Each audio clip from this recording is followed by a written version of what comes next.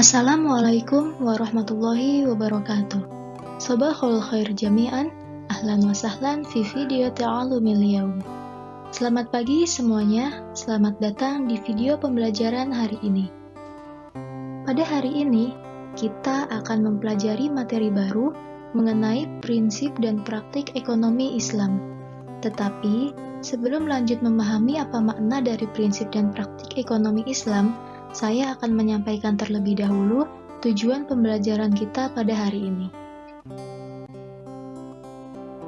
Baik, tujuan pembelajaran kita hari ini ada dua, yaitu yang pertama, menelaah prinsip-prinsip dan praktik ekonomi dalam Islam, dan yang kedua, mengimplementasikan prinsip-prinsip dan praktik ekonomi dalam Islam.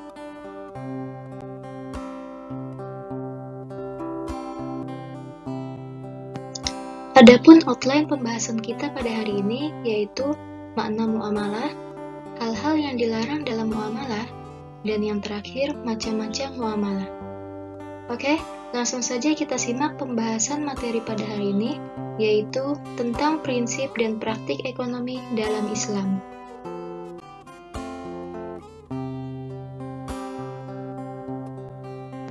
Apa yang dimaksud dengan muamalah? Secara singkat, muamalah bisa diartikan sebagai urusan kemasyarakatan atau bisa pula diartikan dengan tukar-menukar barang. Sedangkan muamalah dalam ilmu ekonomi memiliki makna hukum yang berkaitan dengan harta, hak milik, perjanjian, jual beli, utang piutang, sewa menyewa, pinjam meminjam, dan sebagainya. Di sisi lain, muamalah juga diartikan sebagai hukum yang mengatur keuangan serta segala hal yang merupakan hubungan manusia, baik secara individu maupun masyarakat. Nah, tujuan dari muamalah ini adalah agar tercapainya suatu kehidupan yang tentram, damai, bahagia, dan sejahtera.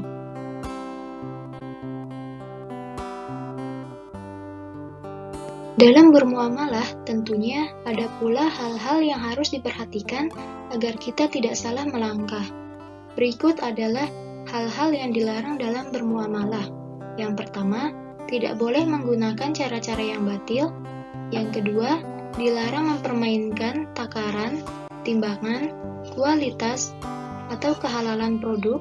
Yang ketiga, dilarang riba. Yang keempat, tidak boleh dengan cara-cara spekulasi atau berjudi. Yang kelima, dilarang berbuat zolim. Dan yang terakhir, dilarang melakukan transaksi dengan barang haram.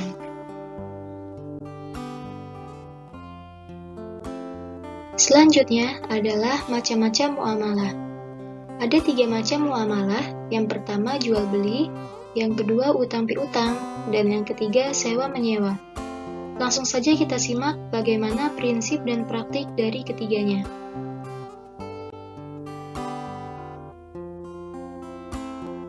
Yang pertama adalah jual beli. Jual beli menurut syariat agama ialah kesepakatan tukar-menukar benda untuk memiliki benda tersebut selamanya. Hukum jual beli ini dijelaskan dalam Quran Surat Al-Baqarah ayat 275 yang bunyinya wa ahallallahu al-bai'a wa harramar riba, yang artinya dan Allah telah menghalalkan jual beli dan mengharamkan riba. Karena itu, dalam hukum transaksi jual beli pun ada syarat-syaratnya. Kita tidak boleh melakukan sembarangan apa yang kita mau. Apa saja syarat-syaratnya? Next, kita bakal tahu nih. So, jangan di-skip ya.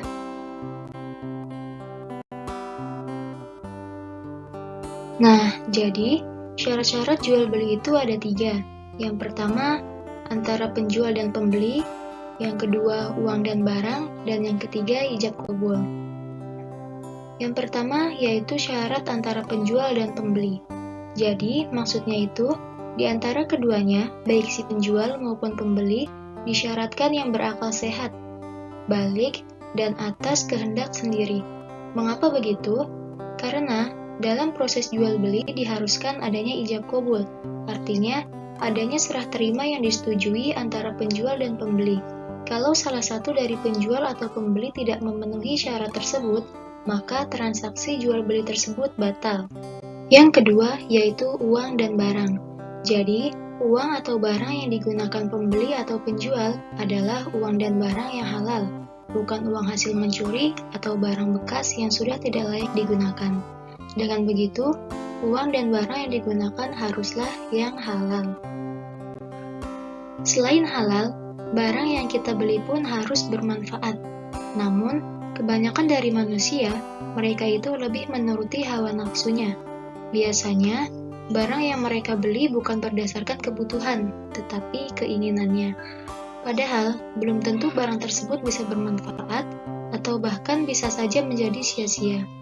Maka dari itu, kita harus berhati-hati karena Allah menjelaskan dalam Quran Surat Al-Isra ayat 27, yang artinya, sesungguhnya pemboros-pemboros itu saudara-saudara syaitan, dan syaitan itu adalah sangat ingkar kepada Tuhan.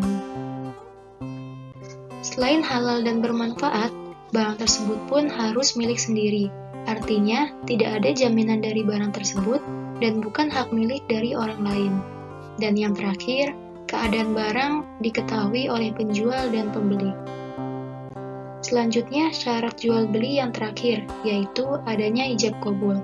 Artinya, adanya persetujuan antara penjual dan pembeli ketika transaksi jual beli berlangsung. Di dalam jual beli, ada istilah khiyar. Khiyar artinya boleh memutuskan antara meneruskan atau membatalkan proses jual beli. Dalam hal ini, khiyar diperbolehkan dalam Islam karena jual beli haruslah berdasarkan suka sama suka.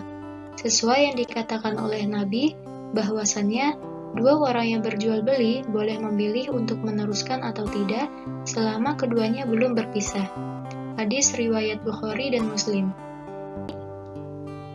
Nah, di bawah ini ada macam-macam khiyar yang terdiri dari 3 macam. Yang pertama ada khiyar majelis, kedua khiyar syarat, dan yang ketiga khiyar aibi.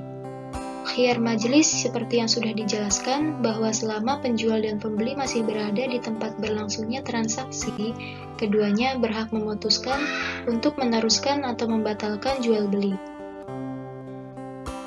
Yang kedua khiyar syarat, yaitu khiyar yang dijadikan syarat dalam jual beli.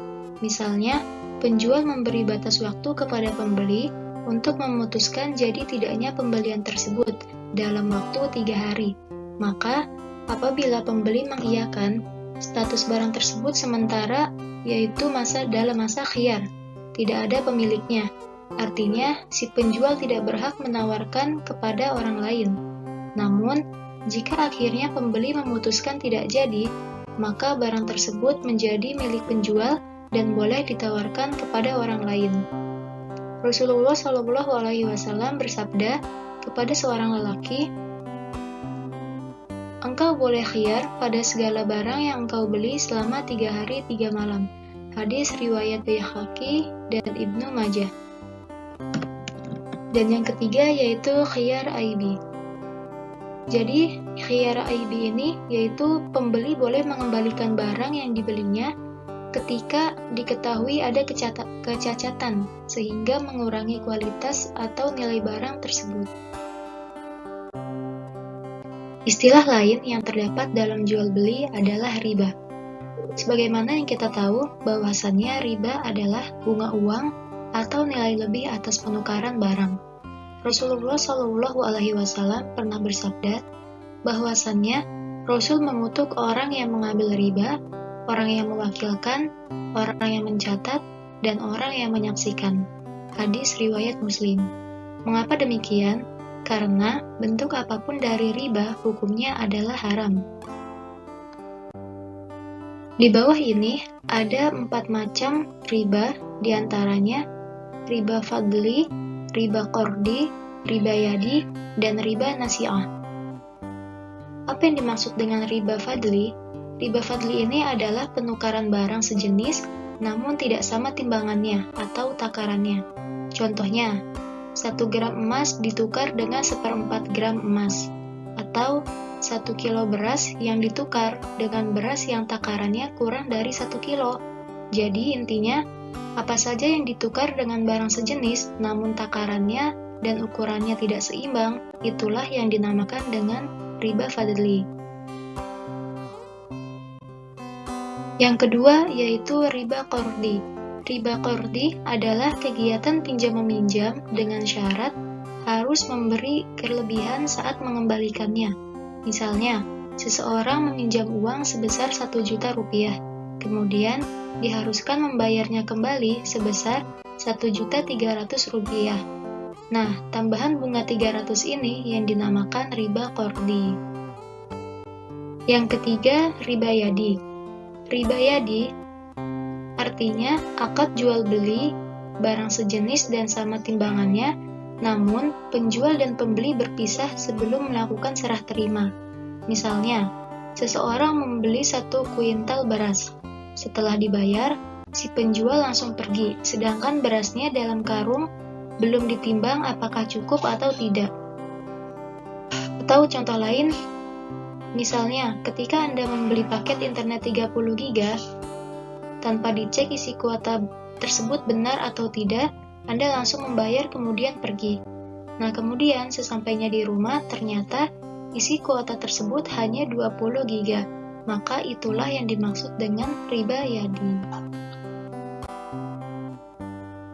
Yang terakhir yaitu riba nasi'ah. Riba nasi'ah yaitu akad jual beli dengan penyerahan barang beberapa waktu kemudian. Misalnya, saya membeli tas dengan harga 200.000. Karena saya membeli tas tersebut secara kredit, maka tas tersebut harganya 300.000. 200.000-nya harga tas dan 100.000-nya sebagai imbalan untuk si penjual karena telah memberikan kesempatan berhutang kepada saya. Nah, uang 100.000 sebagai imbalan itulah yang dinamakan dengan riba nasi'ah.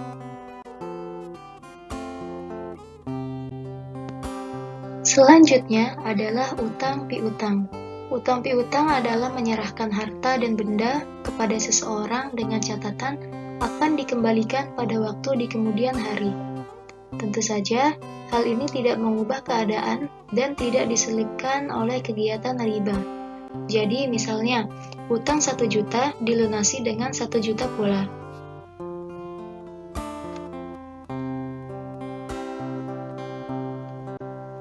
Tetapi, jika orang yang berhutang tidak dapat melunasinya dalam tenggat waktu yang telah ditentukan karena kesulitan untuk membayar, maka Islam memberikan kelonggaran.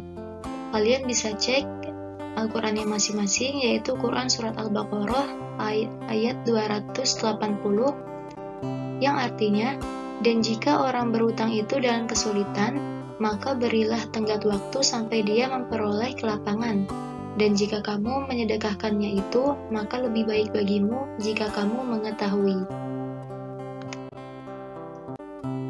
Di bawah ini ada rukun-rukun utang piutang, artinya utang piutang menjadi sah apabila ada yang berpiutang dan berutang, ada harta atau barangnya, dan yang terakhir adanya kesepakatan. Dan pembahasan terakhir adalah sewa-menyewa. Sewa-menyewa dalam fikih Islam disebut dengan ijarah, artinya imbalan yang harus diterima oleh seseorang atas jasa yang diberikannya. Jasa di sini berupa penyediaan tenaga dan pikiran, tempat tinggal, atau hewan.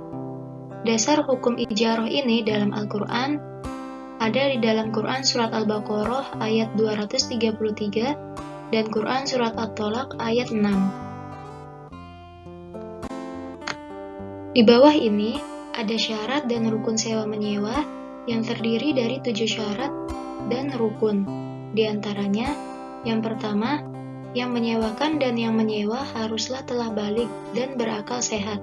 Yang kedua, sewa-menyewa dilangsungkan atas kemauan sendiri, bukan karena terpaksa. Yang ketiga, barang tersebut menjadi hak sepenuhnya orang yang menyewakan atau walinya. Yang keempat, ditentukan barangnya serta keadaan dan sifat-sifatnya. Yang kelima, manfaat yang akan diambil dari barang tersebut harus diketahui dengan jelas oleh kedua belah pihak. Yang keenam, disebutkan dengan jelas berapa lama akan memanfaatkan barang tersebut. Dan yang terakhir, harga sewa dan cara pembayarannya juga harus ditentukan dengan jelas serta disepakati bersama. Oke, itu dia pembahasan kita pada hari ini. Semoga apa yang kita pelajari hari ini dapat dipahami dan bisa bermanfaat untuk kita semua. Mohon maaf apabila terdapat kesalahan dan kekurangan lainnya. Thanks for attention. Jazakumullahu khairan katsiran. Wassalamualaikum warahmatullahi wabarakatuh.